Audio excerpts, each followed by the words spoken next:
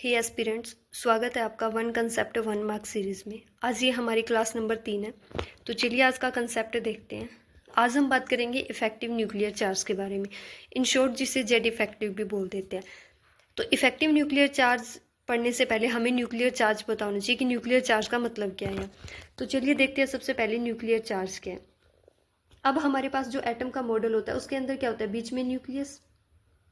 ठीक है, ड्राइंग पे मत जाइएगा, ड्राइंग थोड़ी मेरी ऐसी सी है, लेकिन कंसेप्ट समझना। बीच में न्यूक्लियस होता है और इसके अराउंड क्या होती है, सेल होती है, जिसके अंदर इलेक्ट्रॉन क्या करता है, रिवॉल्व करते हैं, इलेक्ट्रॉन्स रिवॉल्व करते हैं इनके अंदर। ठीक है, अब जो ये न्यूक्लियस के ऊपर हमें पता है पॉजिटिव चार्ज होता है और इलेक्ट्रॉन के ऊपर क्या होता है, नेगेटिव चार्ज होता है। तो जो ये न्यूक्लियस है वो क्या करता है, अपने पॉजिटिव चार्ज की वजह से इलेक्ट्रॉन को अपनी तरफ अट्रैक्ट करता है। तो ये जो न्यूक्लियस और इलेक्ट्रॉन के बीच आपकी अट्रैक्शन है चार्ज की वजह से, तो जो न्यूक्लियस के ऊपर चार्ज है उस वजह से जो अट्रैक्शन है, और उस चार्ज को हम क्या बोलते हैं, न्यूक्लियर चार्ज बोलते हैं। ठीक है, अब क्या होता है कि जो आपकी फर्स्ट सेल के अंदर इलेक्ट्रॉन है वो तो बिल्कुल न्यूक्लियस के पास है, तो न्यूक्लियस उसको पूरा स्ट्रांगली अपने फुल इफेक्ट से इसको अपनी तरफ अट्रैक्ट करेगा। लेकिन क्या होता है कि जैसे जैसे इलेक्ट्रॉन न्यूक्लियस से दूर जाता जाता है, कि जो इस सेल के अंदर है फर्दर, फिर आगे आगे वाली सेल में जैसे जैसे इलेक्ट्रॉन जाएगा, तो जो आपका न्यूक्लियर चार्ज है ना, उसकी अट्रैक्शन थोड़ी कम हो जाएगी। जो न्यूक्लियस है वो इतना इफेक्टिवली जो आउटर इलेक्ट्रॉन्स है उनको अपनी तरफ अट्रैक्ट नहीं कर सकेगा।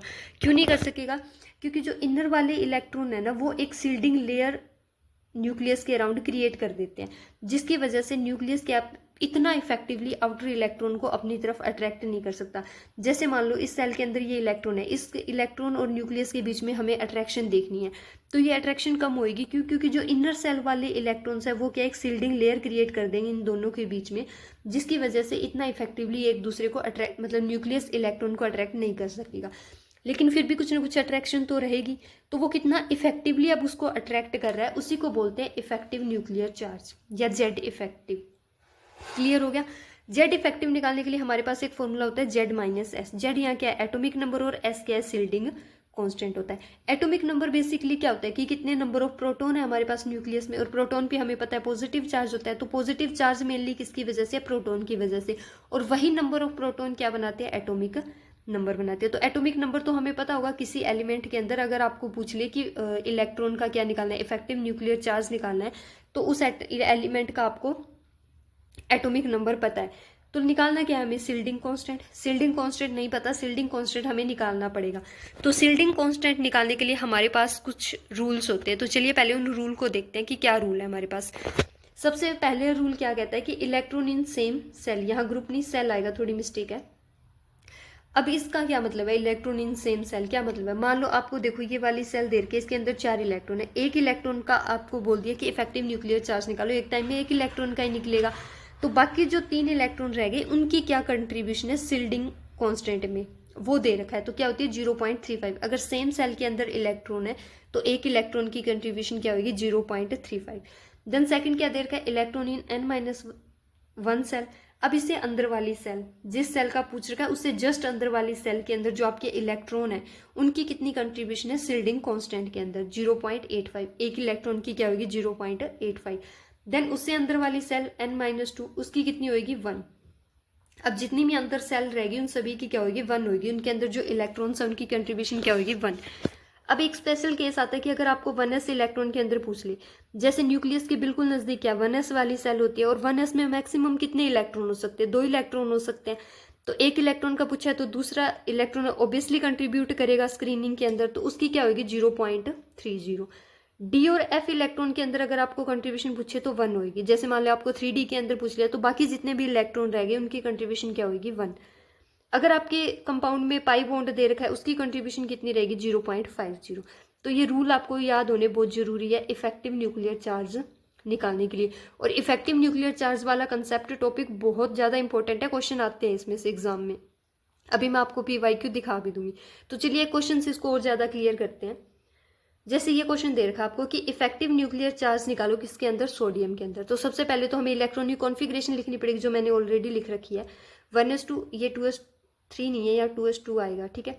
2s2, 2p6, 3s1।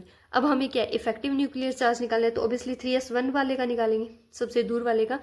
तो सबसे पहला रूल हमें क्या बोलता था कि सेम सेल के अंदर इलेक्ट्रॉन देखने थे। अब सेम सेल के अंदर तो इलेक्ट्रॉन है ही नहीं, एक इलेक्ट्रॉन उसको हमें निकालना है, तो जिसका निकालना होता है उसको नहीं देखना, अदर इलेक्ट्रॉन देखने हैं। तो बाकी इलेक्ट्रॉन है ही नहीं, तो उसकी कंट्रीब्यूशन क्या होगी, 0।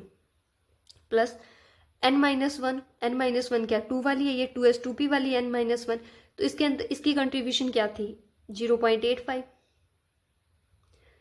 मल्टीप्लाई ये एक इलेक्ट्रॉन के टोटल इलेक्ट्रॉन कितने 8 है, तो इसको 8 से मल्टीप्लाई करेंगे। प्लस अब क्या था n-1 मतलब 1s वाली, तो 2 इलेक्ट्रॉन है, एक इलेक्ट्रॉन की 1 थी, एक की कंट्रीब्यूशन 1 थी, तो 2 की कितनी 2 हो जाएगी। तो ये टोटल कितना बन गया, जब इसको मल्टीप्लाई करोगे तो ये आई थिंक बनेगा आपका 6.80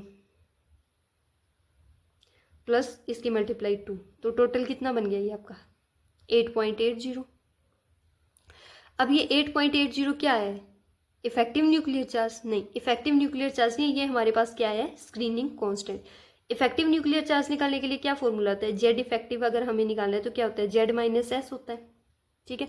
एटॉमिक नंबर कितना होता है सोडियम का, सोडियम का एटॉमिक नंबर 11 होता है, माइनस अब जेड इफेक्टिव हमारे पास कितना था, सॉरी जेड इफेक्टिव नहीं, स्क्रीनिंग कांस्टेंट एस कितना था 8.80, तो कितना आ गया, इसको माइनस करो, यहाँ लिख देती हूँ थोड़ा स्पेस कम है, 2.20, या फिर इसको हम क्या बोल सकते हैं, इन शॉर्ट 2.2 मतलब 0 पीछे छोड़ देंगे पॉइंट के बाद, तो आपका जेड इफेक्टिव कितना आ गया इसके अंदर 2.2 आ गया। अब क्लियर हो गया होगा इस एग्जांपल से आपका पूरा कंसेप्ट। तो अगर आपका पूरा कंसेप्ट क्लियर हो गया तो ये एक क्वेश्चन मैंने आपके लिए रखा है, इसके अंदर आपसे इफेक्टिव न्यूक्लियर चार्ज पूछा है 4s इलेक्ट्रॉन ऑफ पोटाशियम, तो पहले पोटाशियम की इलेक्ट्रॉनिक कॉन्फिग्रेशन लिखोगे, फिर 4s के अंदर जो भी इलेक्ट्रॉन है उसका इफेक्टिव न्यूक्लियर चार्ज निकालना है, ठीक है। ये आपका PYQ है, स्टेट के अंदर पूछा हुआ क्वेश्चन है, PYQ है।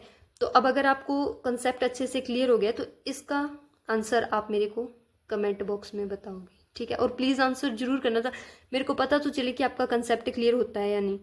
और भी अगर वीडियो में कोई भी प्रॉब्लम है, कोई भी इशू है, तो उससे रिलेटेड कमेंट भी आप मेरे को कमेंट बॉक्स में बता सकते हैं, कोई भी प्रॉब्लम है तो। Thank you.